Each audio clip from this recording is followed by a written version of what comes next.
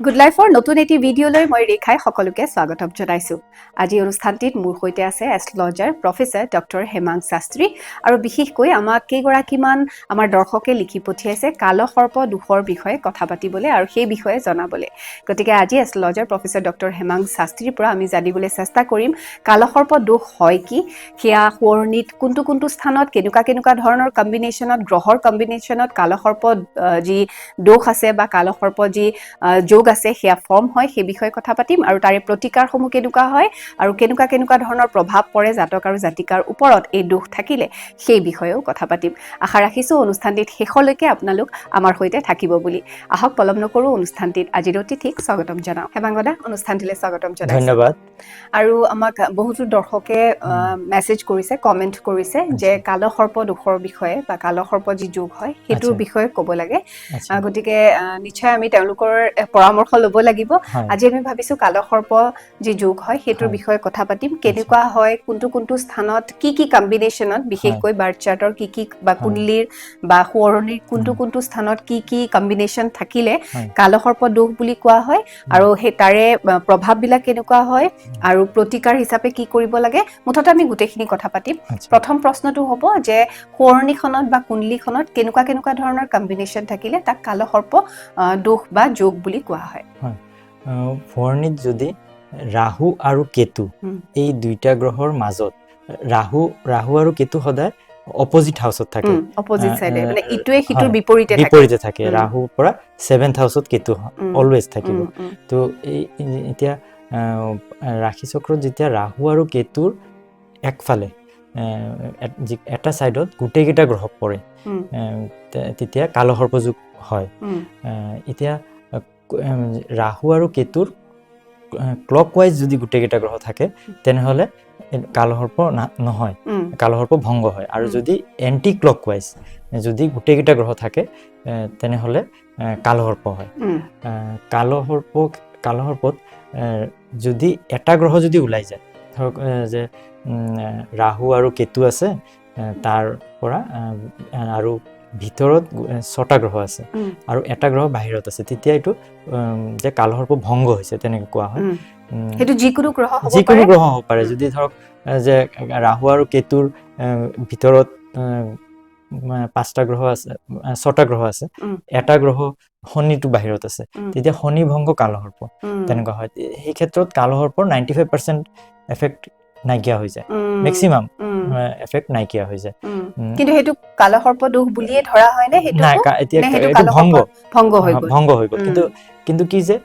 কালসৰ্পটো কিয় হয়? কালসৰ্পটো মেইনলি যদি যেনেকে আমাৰ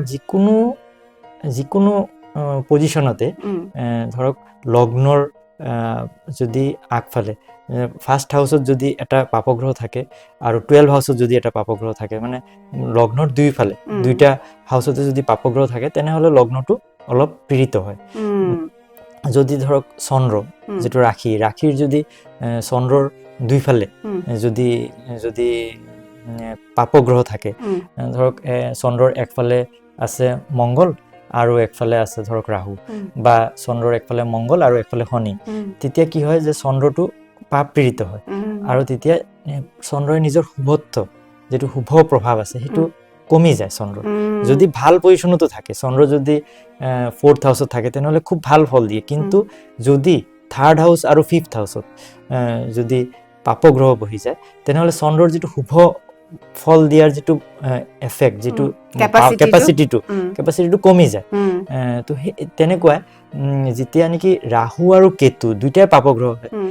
আৰু এই দুইটা পাপগ্ৰহৰ মাজত যেতিয়া গোটেইকেইটা গ্ৰহ বহি যায়, তেতিয়া সেই গ্ৰহবিলাকৰ যিটো শুভ প্ৰভাৱ সেইটো কমি যায়, অলপমান ৰিডিউচ হৈ যায়। আৰু যদি গোটেইকেইটা গ্ৰহ যদি ভিতৰত আহি যায় ৰাহু আৰু কেতুৰ, তেতিয়া কি হয় যে এটা ভাল পৰ্চন এটা যে নিজৰ শুভ প্ৰভাৱটো ভালখিনি এটা শুভ প্ৰভাৱ কমি যায়, শুভ প্ৰভাৱটো। আৰু সেই তেনেকুৱা ক্ষেত্ৰত যদি এটা গ্ৰহ যদি বাহিৰত ওলাই গ'ল, তেতিয়া কি হয় যে সেই এফেক্টটো, টোটেল এফেক্টটো, সেই এফেক্টটো নহয়। আৰু যদি ইন কেছ ৰাহু বা কেতুৰ লগতো যদি এটা গ্ৰহ বহি যায় তেনেহ'লেও সেই কালসৰ্পৰ এফেক্টটো কমি যাব। কিন্তু যদি ৰাহু আৰু কেতু ছিংগেলকে বহি আছে আৰু তাৰ মাজত যিটো 5টা হাউচ আছে সেই 5টা হাউচৰ ভিতৰতে আমাৰ বাকী এটা গ্ৰহ যদি বহি যায় তেতিয়া পূৰ্ণ কালসৰ্প হয় আৰু এইটো এন্টি ক্লকৱাইজ চাব লাগিব যে ৰাহুৰ পৰা আমি কাউন্ট কৰিব লাগিব ৰাহুৰ পৰা কাউন্ট কৰি এন্টি ক্লকৱাইজ যদি সেই নেক্সট ৰাহুৰ নেক্সট হাউচৰ পৰা যেটো 5টা ঘৰ আছে সেই 5টা ঘৰত যদি গুটেকিটা গ্ৰহ যদি আহি যায় তেনেহলে এটো পূৰ্ণ কালসৰ্প হয় অৰ্থাৎ মানে আমি এনেদৰে ক'ব পাৰো যে ৰাহু যেটো স্থানত বহি আছে তাৰ অপোজিট সাইডেৰে যদি আমি কাউন্ট কৰো নাই ৰাহুৰ পৰা কাউন্ট কৰিব লাগিব ৰাহুৰ পৰা কৈছো মই ৰাহুৰ পৰা যদি আমি বিপৰীত দিশেৰে কাউন্ট কৰি আহো উল্টা ফালেৰে যদি কাউন্ট কৰি এন্টি ক্লকৱাইজ যদি কাউন্ট কৰি আহো তেতিয়া হলে সেই ৰাহু আৰু কেতুৰ মাজত যদি আপোনাৰ বাকি গ্ৰহ গুটেকিটা আপোনাৰ সোঁৱৰণিৰ বাকি গুটেকিটা গ্ৰহ যদি তাত বহি আছে তেতিয়া হলে হেতু পূৰ্ণ কালসৰ্প দোষ বুলি কোৱা হ'ব আৰু যদি সেই গ্ৰহকেটাৰ যিকোনো এটা গ্ৰহ যদি তাৰ পৰা বাহিৰত ওলাই গৈছে অথবা ৰাহু বা কেতুৰ লগতো বহিছে তেতিয়া হেতু 95% যেটো কালসৰ্প দোষ হেতু নাইকিয়া হৈ যাব আৰু যদি সেই কালসৰ্প দোষৰ ভিতৰতো মানে 12 ডিফাৰেন্ট টাইপস অফ কালসৰ্প হয় এতিয়া যদি লগ্নত ৰাহু বহিছে আৰু সপ্তমত কেতু বহিছে তেনেহলে হেতুৰ এটা এফেক্ট থাকে যে হেলথ আৰু মেৰিড লাইফ এই দুটাৰ ওপৰত এফেক্ট থাকিব নেগেটিভ এফেক্ট এটা থাকিব যদি সেকেন্ড হাউসত যদি ৰাহু থাকে আৰু যদি 8th হাউসত কেতু থাকে তেনেহলে দেখা যায় যে মেৰিজৰ পৰা যেটো ৰিলেটিভ মেৰিজৰ পৰা যেটো ৰিলেশন হয় বা প্ৰপাৰ এসেট প্ৰপাৰ্টি হেবোৰৰ ওপৰত এটা নেগেটিভ এফেক্ট আহে প্লাস যেটো ইনহেৰিটেন্সত প্ৰপাৰ্টি পাবো তাতেও এটা নেগেটিভ এফেক্ট বা ইনহেৰিটেন্সৰ প্ৰপাৰ্টিটো পোৱাত এটা ডিফিকাল্টি আহিব পাৰে আৰু তেনেকে যেতিয়া যদি থাৰ্ড হাউসত যদি ৰাহু বহে আৰু যদি 9th হাউসত কেতু বহি যায় আৰু তাৰ ভিতৰত যদি বাকি গ্ৰহখিনি আহি যায় তেনেহলে যেটো ভাতৃৰ লগত বা ভাতৃস্থানীয় জুনে থাকিব তেওঁলোকৰ লগত ৰিলেশনটো ডিস্টাৰ্ব হ'ব আৰু লাক সদায় ফ্লাকচুৱেট হ'ব কিতিয়াবা খুব ভাল লাক ফেভাৰ হ'ব কিতিয়াবা অলপ ফ্লাকচুৱেট হ'ব তেনেকুৱা এটা ডিস্টাৰবেন্স এটা পাব পাৰে যদি 4th হাউস লগ্নৰ পৰা এসেন্ডেন্টৰ পৰা যদি 4th হাউস আৰু যদি 10th হাউসত যদি ৰাহু আৰু কেতু যদি বহি যায় তেনেহলে দেখা যায় যে প্ৰপাৰ্টিৰ ক্ষেত্ৰত যে বা ঘৰৰ শান্তি ঘৰৰ যেটো ঘৰৰ শান্তি হেতু তাতে এটা ডিস্টাৰবেন্স ক্ৰিয়েট হ'ব আৰু কৰ্মস্থানত এটা ডিস্টাৰবেন্স ক্ৰিয়েট হ'ব কৰ্মস্থানত আনষ্টেবিলিটি থাকিব আৰু কৰ্মস্থান সদায় চেঞ্জ হ'ব প্লেস চেঞ্জ হ'ব পাৰে জব চেঞ্জ হ'ব পাৰে সাপোজ যে কোনবা এজন এনেকুৱা ফিল কৰিব যে কিছুদিন কাম কৰিলে তাৰ পিছত তাতে এটা ডিফিকাল্টি এটা ফেস কৰিলে তাৰ আকৌ জব চেঞ্জ কৰিলে ভাল চলি আছে আকৌ অলপমান কন্টিনিউ কৰাৰ পিছত আকৌ ডিফিকাল্টি এটা ফেস কৰিলে তেনেকুৱা এটা যে কেতু টু 10th হাউসত থাকি গল আৰু কালসৰ্পটো ক্ৰিয়েট হৈছে তাৰ কাৰণে কেতুৰ যেটো এফেক্ট আনষ্টেবিলিটিটো তাতে দি থাকিব তাৰ পিছত যদি হয় 5th হাউস আৰু 11th হাউস হয় 5th হাউস আৰু 11th হাউসত যেতিয়া থাকিব তেতিয়া সন্তানৰ পৰা ডিফিকাল্টিজ আহিব পাৰে সন্তান প্ৰাপ্তি হতো ডিফিকাল্টি আহিব পাৰে বা সন্তান হোৱাৰ পিছতো ৰিলেশনটো ডিফিকাল্ট থাকিব পাৰে আই স্থানত আনষ্টেবিলিটি আই স্থানটো কিতিয়াবা ভাল কিতিয়াবা অলপ বেয়া সেই এটা যে ইনকাম কিতিয়াবা হৈ আছে কিতিয়াবা অলপ কমি গৈছে সেই এটা আনষ্টেবিলিটি অলপ থাকিব যদি ৰাহু 6th হাউসত আৰু কেতু 12th হাউসত তেনেকুৱা ক্ষেত্ৰত দেখা যায় যে হেলথ পেটৰ বেমাৰ হেলথৰ ডিফিকাল্টি হেলথৰ অলপ আনষ্টেবল প্লাস শত্ৰুৰ পৰা অলপ ডিস্টাৰবেন্স হ'ব পাৰে শত্ৰুৱে ডিস্টাৰ্ব কৰিব প্লাস কি যে ভ্ৰমণৰ ক্ষেত্ৰত যে ফৰেনত গৈ কিবা প্ৰবলেমত পৰিব পাৰে বা হয়তো কোবাত ভ্ৰমণ কৰিব গলে বা ট্ৰেভেলিংৰ টাইমত কিবা এটা প্ৰবলেম ক্ৰিয়েট হ'ল তেনেকুৱা এটা যে প্ৰবলেম ফেস কৰিলে তেনেকুৱা এটা হ'ব পাৰে যদি সপ্তমত ৰাহু বহিল আৰু লগ্নত কেতু তেনেকুৱা ক্ষেত্ৰতো দেখা যায় যে মেৰিজ লাইফ আৰু হেলথৰ ওপৰত এফেক্ট আহে কিন্তু মেৰিজ লাইফৰ ওপৰত বেছি নেগেটিভ এফেক্ট যেতিয়া যে লাইফ পাৰ্টনাৰৰ লগত ষ্ট্ৰেছ বেছি থাকিব পাৰে এটা দূৰত্ব এটা বা কিতিয়াবা যে আন্ডাৰষ্টেণ্ডিং এটা ডিফাৰেন্সেস আহিব পাৰে মেক্সিমাম টাইম আৰু হেলথৰ ক্ষেত্ৰত যে কি প্ৰবলেম হৈ আছে যে ধৰক হেলথত যে বেমাৰটো কি কিতিয়াবা মানে ট্ৰিটমেন্ট হওঁতে বা মানে এইটো ধৰা পেলাওতে যে এইটো ধৰা পেলাওতে অলপ দিগদাৰ হয় যে কি বেমাৰ হৈছে, কি প্ৰব্লেম হৈছে, কিয় লগ্নত কেতু বহি গৈছে আৰু তাতে শুভ গ্ৰহবিলাকে কোনো প্ৰভাৱ দিব পৰা নাই। যেতিয়া কেতুৰ যেতিয়া দশা বা অন্তৰ্দশা সেই সময়ত যেতিয়া নেগেটিভ এফেক্ট দিব, তেতিয়া কি হ'ব যে বেমাৰটো হৈছে কিন্তু বেমাৰটো কিয় হৈ আছে যে এইটো ধৰিব পৰা নাই, তেনেকুৱা এটা প্ৰব্লেম হয়। যেতিয়া অষ্টমত ৰাহু বহি যাব আৰু দ্বিতীয়ত কেতু, তেতিয়া সেই ইনহেৰিটেন্সৰ প্ৰপাৰ্টি বা এটা দেখা যায় যে হেল্থৰ যে কেতিয়াবা যে খুব বেছি হেল্থ ইছ্যু আহিব পাৰে, বা ধৰক ৰিলেশ্যন বিলাক, প্ৰপাৰ্টি, সেইবিলাকত সমস্যা এটা আহিব পাৰে, ৰিলেটিভছৰ লগত এটা সমস্যা আহিব পাৰে। আৰু যেতিয়া 9th হাউচত ৰাহু আৰু 3rd হাউচত কেতু হয়, সেই সময়ত দেখা যায় যে লাকটো খুব বেছি ফ্লাকচুৱেট হ'ব, খৰচ বেছি হ'ব পাৰে আৰু ভাতৃৰ পৰা বা ভাতৃস্থানীয় ব্যক্তিৰ পৰা অলপ যে দূৰত্ব, হয়তো ৰিলেশ্যন ভাল থাকিলে কিন্তু দূৰত থাকিব পাৰে, তেনেকুৱা এটা যে বা আণ্ডাৰষ্টেণ্ডিংটো এটা দুজনৰ মত নিমিলে, তেনেকুৱা এটা আহিব পাৰে যে যেতিয়া নেকি 9th হাউচ আৰু 3rd হাউচত থাকিব। আৰু যেতিয়া আপোনাৰ ৰাহুটো 10th হাউচত থাকিব আৰু কেতুটো 4th হাউচত, তেনেকুৱা ক্ষেত্ৰত কৰ্মস্থানত এটা একেই টাইপৰ এটা ডিফিকাল্টি এটা আহিব, ডিষ্টাৰবেন্স এটা আহিব। জন্মস্থানৰ পৰা দূৰত গৈ কৰ্ম কৰিব লাগিব বা ট্ৰেভেলিং থাকিব বহুত বেছি কৰ্মৰ কাৰণে। ঘৰতো অলপ এটা যে যিটো ৰিলেশ্যনৰ ভিতৰত যিটো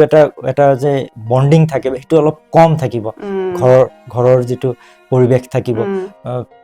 তাৰপিছত আকৌ যেতিয়া ৰাহু একাদশত থাকিব আৰু কেতু পঞ্চমত থাকিব, তেতিয়াও সন্তান প্ৰাপ্তিত বাধা আহিব পাৰে, সন্তানৰ। আৰু তাতে মানে কেতুটোৱে বহুত বেছি ডিফিকাল্টি, সবচে বেছি ডিফিকাল্টি সন্তান প্ৰাপ্তিত কেতু যদি থাকে তেতিয়া ডিফিকাল্টি দিয়ে। ৰাহুৱে সাডেন ফাইনেন্সেস দিব, কিন্তু সাডেন আপোনাৰ সেইটো আনষ্টেবল থাকিব সদায় আৰ্নিংছটো। আৰু ৰাহু যেতিয়া 12 হাউচত থাকিব আৰু যেতিয়া কেতু 6th হাউচত পৰিল, তেতিয়া দেখা যায় যে হেল্থৰ কাৰণে হস্পিটেলাইজেশ্যন, সেইবিলাকৰ কাৰণে খৰচ বেছি, হয়তো ট্ৰিটমেণ্টৰ কাৰণে দূৰত ট্ৰেভেলিং কৰিব লগা হয়, তেনেকুৱা এটা যে সাডেন কেতিয়াবা মানে লছ হৈ যাব পাৰে। সেইবিলাক মানে আৰু গোপন শত্ৰুৰ পৰা অলপ ডিষ্টাৰবেন্স হ'ব পাৰে, যে কোনে তেখেতক ডিষ্টাৰ্ব কৰি আছে, সেইটো গমেই পোৱা নাই, কিন্তু কোনোবা এজনে অপকাৰ কৰি আছে, তো তেনেকুৱা এটা ফিল হ'ব পাৰে। তো তেনেকুৱা এই 12 টাইপছ অফ মানে কালসৰ্প থাকে। এতিয়া মই মাজতে এটা প্ৰশ্ন সুধিছো আপোনাক, এতিয়া আমি নিগেটিভটো ক'লো, কেতিয়াবা এনেকুৱা হ'ব পাৰে নেকি যে কালসৰ্প দোষটোৰ কাৰণে তেওঁৰ বহুত বেনিফিট হৈছে বা বহুত ভাল হৈছে, তেনেকুৱা হয় নেকি? তেনেকুৱা হ'ব পাৰে। আৰু বহুতখিনি ক্ষেত্ৰতে এইটো হয়, যেতিয়া লগ্ন যেতিয়া ৰাহুৰ মিত্ৰ গ্ৰহ, তেতিয়া কি হ'ব যে মেঘ লগ্নৰ কাৰণে কালসৰ্পত অলপ নেগেটিভ এফেক্ট আহিব, কিন্তু বৃষ লগ্নৰ কাৰণে যদি তেনেকুৱা ভাল যদি দশা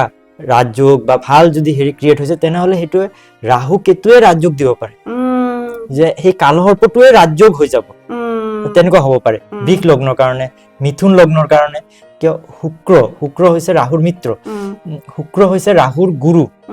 দৈত্য গুৰু। তো শুক্ৰৰ যাৰ লগ্নই হৈছে বৃষ লগ্ন বা লগ্নই হৈছে তুলা লগ্ন, তেওঁৰ কাৰণে ৰাহু কেতিয়াও অপকাৰ কৰিব নোৱাৰে, ৰাহুৰ গুৰু হয় শুক্ৰ। তো সেই তেনেকুৱা ক্ষেত্ৰত কি হ'ব যে ৰাহুৱে তেখেতক ৰাজযোগ দিব। বৃষ লগ্নৰ ব্যক্তি যাৰ নেকি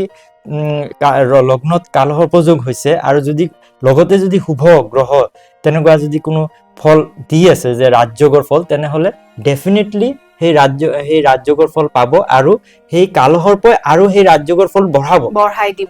বঢ়াই দিব। তাৰপিছত মিথুন লগ্নৰ ক্ষেত্ৰতো সেম এনেকুৱা হ'ব, মিথুন লগ্নৰ ক্ষেত্ৰতো শুভ ফল দিব। ৰাহুৱে বৃষ লগ্নৰ কাৰণে কিয় ৰাহু বৃষ লগ্নত তুংগী হয়, ফুল পাৱাৰত থাকি যায়, আৰু মিথুন লগ্নতো এটা ফুল পাৱাৰত থাকে। তাৰ পিছত আকৌ যেতিয়া কৰ্কট লগ্ন আহিব, তেওঁলোকে অলপ ডিষ্টাৰবেন্স ফিল কৰিব, মেণ্টেলি বেছি ষ্ট্ৰেছ পাব কৰ্কট লগ্নৰ মানুহে, যি কালসৰ্প যদি এফেক্ট থাকে। সিংহ লগ্নৰ মানুহে,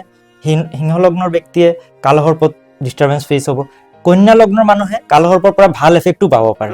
ভাল এফেক্টটো পাব পাৰে। তাৰপিছত তুলা লগ্নৰ মই ক'লোৱে যে তুলা লগ্ন হ'ল শুক্ৰ,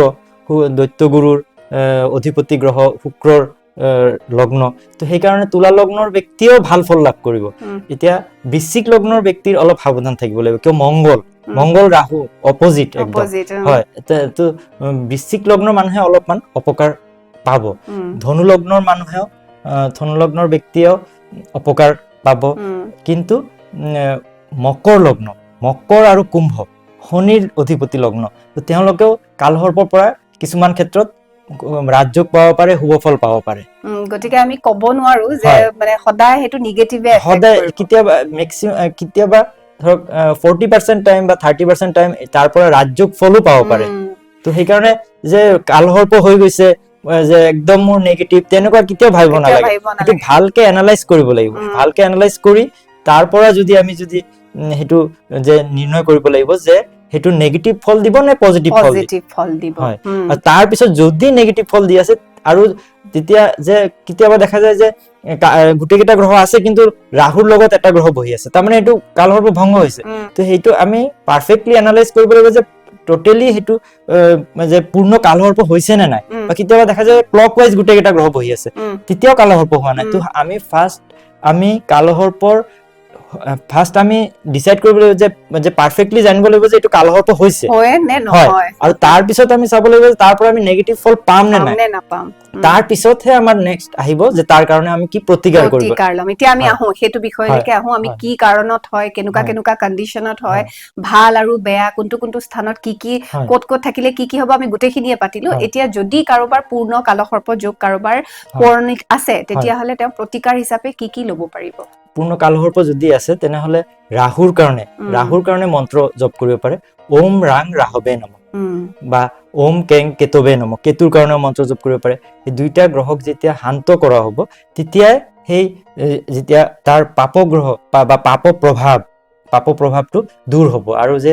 গোটেইকেইটা গ্ৰহক যে কেপচাৰ কৰি লৈছে, যে তাৰ যে শুভ ফলটো যে দিব বিচৰা নাই, তেতিয়া কি হ'ব যে তাৰ পৰা শুভ ফলটো পাব। ৰাহু আৰু কেতুক সন্তুষ্ট কৰিব লাগিব, আৰু ৰাহু আৰু কেতুৰ যে আৰাধ্য দেৱী আছে, দেৱী আছে, তেওঁলোকৰো যদি আৰাধনা কৰে, মা দুৰ্গাৰ আৰাধনা কৰে, বা যদি গণেশ ভগৱানৰ যদি আৰাধনা কৰে, বা যদি ধূমাৱতী দেৱীৰ যদি আৰাধনা কৰে, ছিন্নমস্তাৰ যদি আৰাধনা কৰে, তেনেহ'লেও ৰাহু আৰু কেতুৰ যি কালসৰ্প দোষ আছে তাৰ প্ৰভাৱ দূৰ হয়। আচ্ছা, এতিয়া যিটো আপুনি মন্ত্ৰৰ কথা ক'লে, ওম ৰাং ৰাহুৱে নমঃ, আৰু কেতুৰ কাৰণে যিটো মন্ত্ৰ ক'লে, সেইটো কি ধৰণে জাপ কৰিব আৰু কোনটো সময়ত জাপ কৰিলে তাৰ প্ৰভাৱটো বেছিকে পাব? ৰাহুৰ মন্ত্ৰ সদায় আফটাৰ ছানছেট জাপ কৰিলে 100% এফেক্ট আহে, আৰু কেতুৰ মন্ত্ৰ মৰ্নিঙতো কৰিব পাৰে, ইভিনিঙতো কৰিব পাৰে। কেইবাৰ কৰিব লাগিব? 108 বাৰ, বা এটা ডিষ্টিংক্ট যে এটা টাইম বা 108 বাৰ কৰিলে বেছি ভাল। সেইটো সদায় কৰিব লাগিব? সদায় কৰিব পাৰে, বা যে শনিবাৰে কৰিব পাৰে। যদি ডেইলি যদি টাইম নাপায় তেনেহ'লে শনিবাৰে কৰিব পাৰে। যিমান বেছি কৰিব ৰাহু ইমান সন্তুষ্ট হ'ব, আৰু ইমান তাৰ যিটো নেগেটিভ এফেক্ট আছে, নেগেটিভ এফেক্টটো কমাব। তাৰ যিটো এটা যে কেপচাৰ কৰি ৰাখিছে গোটেইকেইটা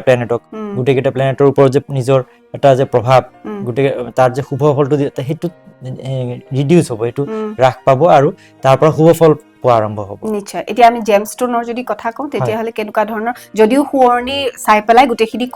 ক'ব লাগে, বা তেতিয়া পৰামৰ্শ দিয়াটো বেছি ভাল শুৱনি চাই পেলাই, কিন্তু তথাপিও যদি ৰাহু বা কেতুৰ তেনেকুৱা প্ৰভাৱ থাকে, বা কালসৰ্প যদি দোষ থাকে, কেনেকুৱা ধৰণৰ জেমষ্টোন পিন্ধিব পাৰে? মেইনলি যদি লগ্নক ষ্ট্ৰং কৰিব লাগে, বৃহস্পতি গ্ৰহক ষ্ট্ৰং কৰিব লাগে, আৰু কেতুৰ কাৰণেও প্ৰভাৱ প্ৰতিকাৰ কৰিব পাৰে। তো লগ্ন যদি ইনকেছ যদি যে মেষ লগ্ন আছে আৰু তাতে যদি কালসৰ্প যোগ হৈছে, তেতিয়া কি হ'ব যে প্ৰবাল পিন্ধিব পাৰে, ৰক্তপ্ৰবাল পিন্ধিব লাগে। কিন্তু তাতে আমাৰ চাব লাগিব যে মংগলটো কেনেকুৱা পজিশ্যনত আছে, গতিকে দেখুৱাই লোৱাটো খুবেই প্ৰয়োজনীয়। আৰু বৃহস্পতিৰ কাৰণে পোখৰাজো পিন্ধিব পাৰে যেতিয়া মেষ লগ্ন যেতিয়া থাকিব। কিন্তু সেম যদি বৃষ লগ্ন থাকে, তেতিয়া বৃহস্পতিৰ কাৰণে পোখৰাজ পিন্ধিলে হয়তো নেগেটিভ এফেক্ট আহিব, কিয় লগ্ন হৈছে শুক্ৰ, আৰু এইফালে শুক্ৰ হৈছে দৈত্যগুৰু, আৰু এইফালে বৃহস্পতি হৈছে দেৱগুৰু, তো সেইটো এন্টি এফেক্ট দিব। তো সেইকাৰণে আমি মানে সদায় এনালাইজ কৰিব লাগিব যে চাৰ্টত কোনটো ষ্টোন প্ৰয়োজন, বা কিন্তু ষ্ট'নতকে যদি মন্ত্ৰ কৰে মন্ত্ৰ কেতিয়াও নেগেটিভ এফেক্ট নিদিয়ে তো সেইকাৰণে মন্ত্ৰ যদি কাৰোবাৰ যদি চাৰ্টত যদি কালসৰ্প আছে তেনেহলে 100% এফেক্ট পজিটিভ পাব আৰু মন্ত্ৰৰ পৰা 100% মন্ত্ৰ বহুত পাৱাৰফুল থাকে তো সেইকাৰণে মন্ত্ৰ কৰিলে অলৱেজ পজিটিভ পাব আৰু তাৰ পৰা যে কোনো নেগেটিভ আহিব যদি ইন কেস যে তেওঁৰ যদি কালসৰ্প নাইও তেনেহলে ৰাহু আৰু কেতু ভাল হ'ব এটো বৰ সুন্দৰ কথা হ'ব তেনেহলে ৰাহু কেতু ভাল হ'ব তো সেইকাৰণে ৰাহু কেতু মন্ত্ৰ কৰিলে কোনো কেতিয়াও নেগেটিভ নহয় জেমষ্টনে হয়তো সম্ভাৱনা হয় তো চাব লাগিব জেমষ্টনৰ ক্ষেত্ৰত আমি চাব লাগিব যে আৰু ভাল এটা জ্যোতিষীৰ পৰামৰ্শ কৰি যদি জেমষ্টন পিন্ধে ডেফিনেটলি 100% পজিটিভ এফেক্ট পাব কিন্তু আপুনি মন্ত্ৰ কৰিব পাৰে মন্ত্ৰ আপুনি নিজেও কৰিব পাৰে অলৱেজ আপুনি পজিটিভ এফেক্ট পাব গতিকে খুব সুন্দৰ কথা এটো ক'লে যে জেমষ্টনে যদিও আপোনাক নেগেটিভ ইফেক্ট দিয়াৰ চান্সেস থাকে কিন্তু মন্ত্ৰই কেতিয়াও আপোনাক নেগেটিভ এফেক্ট নকৰে কাৰণ আপুনি যদি কালসৰ্প দোষ নাইও তেতিয়ালে সেই দুটা মন্ত্ৰ কৰি সেই দুটা গ্ৰহকে আপুনি শান্ত হ'ব আৰু পজিটিভ এফেক্ট পাব গতিকে আৰু হেমাংগদা সো থুলমুলকে আমাৰ যেটো কালসৰ্প দোষ আমাৰ যিখিনি থাকে জনাবলগীয়া সেইখিনি গুটেখিনি আমি পাতিলো আৰু যদি আপোনাৰো পুৰণি তেনেকুৱা কালসৰ্প যদি দোষ আছে তেতিয়া হলে আপুনি খুবই ভাল হ'ব যদি ভাল জ্যোতিষী এগৰাকীৰ কাষ চাপে হে তাতকে ভাল আৰু একোৱে হ'ব নোৱাৰে কাৰণ পুৰণিখন চাই পেলাই আৰু বেছি ভালকে ক'ব পৰা যায় যে কিমান পাৰ্সেন্টেজ আছে এফেক্ট কিনুকা ধৰণৰ হ'ব কি হ'ব পূৰ্ণ হয় নে নহয় বা কেনেবাকে ভংগ হৈ গৈছে গতিকে সেই সকলোখিনি কথা চালিজাৰি চাই ক'ব পৰা যাব নহয় জানো হেমাংগদা গতিকে যদি হেমাংগদাৰ নম্বৰ বিচাৰিছে আৰু এটা আছে কালসৰ্পৰ কাৰণে কালসৰ্প দোষৰ কাৰণে কালসৰ্প পূজা হয় এটা তো হেতুও কৰিব পাৰে যে হেতু এটা বেষ্ট যে কালসৰ্প দোষ খণ্ডনৰ কাৰণে এটা কালসৰ্প যুগৰ পূজা আছে হেতু কৰিলেও যে গুটেখিনি কালসৰ্প দোষ নিৰ্মল হয় গতিকে হেয়া কৰিব পাৰে আৰু এয়া আছিলে কালসৰ্প দোষৰ বিষয়ে কিছু কথা আমাৰ দুগৰাকী আমাৰ দৰ্শকে আমালে লিখি পঠিয়াইছিলে যে কালসৰ্প দোষৰ বিষয়ে ক'ব লাগে পাতিব লাগে সেই বিষয়ে নিশ্চয় আমাৰ দৰ্শকসকল উপকৃত হ'লে বুলি আমি আশা ৰাখিছো আৰু এনে ধৰণে যদি আপোনালোকে আৰু কিবা জানিবলৈ বিচাৰিছে এষ্ট্ৰলজাৰ প্ৰফেসৰ ডক্টৰ হেমাং শাস্ত্ৰীৰ পৰা তেতিয়া হলে কমেন্ট বক্সত আমাক কমেন্ট কৰিবলৈ নাপাহৰিব আৰু যদি অনুষ্ঠানটো চাই ভাল পাইছে তেতিয়া হলে চেনেলটো লাইক কৰিবলৈ সাবস্ক্ৰাইব কৰিবলৈ আৰু লগতে বেল আইকন ক্লিক কৰি আমাৰ এই অনুষ্ঠানটো শেয়াৰ কৰি দিবলৈ নাপাহৰিব নহয় জানো আৰু বহুতে পাব তেতিয়া যাৰ যিসকলে আৰু জানিবলৈ বিচাৰিছে শেয়াৰ কৰি দিলে তেওঁলোকৰ মাজলৈও এই গোটেই ইনফৰমেশন খিনি যাব পাৰিব নহয় জানো আৰু আপোনালোকৰ আৰু যদি কিবা কোৱেশ্চন থাকে তে আপোনালোকে কমেন্টছত আপুনি দিব পাৰে মই ডেফিনেটলি চেষ্টা কৰিম আপোনালোকৰ সকলো প্ৰশ্ন উত্তৰ দিয়াৰ কাৰণে নিশ্চয় আপোনালোকে কমেন্ট বক্সত কমেন্ট কৰি জনাব বুলি আশা ৰাখিছো লগতে চেনেল সাবস্ক্ৰাইব কৰিবলৈ আৰু বেল আইকন ক্লিক কৰিবলৈ একেবাৰে নাপাহৰিব পিছে হেমাংগদা আৰু বহুতো কথা জানিলো আমি এনেদৰে আৰু বহুতো যোগ আছে এষ্ট্ৰলজিত আৰু বহুত বিষয় আছে পাতিবলগীয়া আমি সেই মতে আমি গোটেই এটা যুগৰ বিষয়ে সব আমি সকলোখিনি কভাৰ কৰিবলৈ চেষ্টা কৰিম ঠিক আছে হেমাংগদা আজিলৈ অনুষ্ঠানটিৰ পৰা তেতিয়া হলে আপোনাৰ ওচৰৰ পৰা বিদায় লৈছো আৰু ধন্যবাদ জনাইছো আপোনাকো আৰু সকলো দৰ্শকক মই ধন্যবাদ জনাইছো আৰু ইয়াৰ লগে লগে আমি দুয়োগৰাকী আজিৰ অনুষ্ঠানটিৰ পৰা বিদায় লৈছো ভালে কুশলে থাকিব ধন্যবাদ